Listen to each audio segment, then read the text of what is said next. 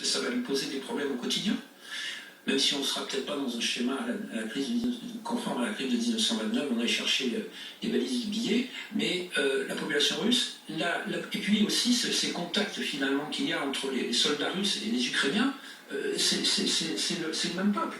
Ce sont des gens qui parlent la même langue. Donc tout ça, c'est un ensemble. Et si cet ensemble finit par avoir plus d'inconvénients que d'avantages par rapport aux objectifs que s'est fixé le président russe, il est possible qu'il modifie un petit peu sa façon de se comporter et qu'on arrive à une solution. Bernard, il y a quel levier aujourd'hui pour la France et pour la communauté internationale, pour la diplomatie? Est-ce que l'ONU, par exemple, peut encore faire quelque chose? Est-ce que l'OSCE aussi? Vous avez vu d'ores et déjà qu'il y a quelques heures, l'Assemblée générale a voté à une majorité écrasante, 141 voix contre 5.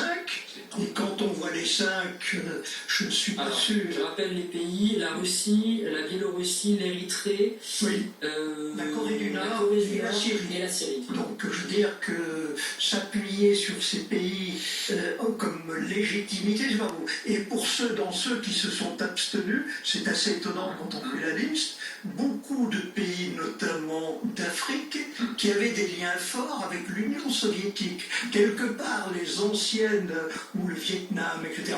C'est-à-dire que les anciennes liaisons, relations du passé restent encore un petit peu présentes en termes d'abstention.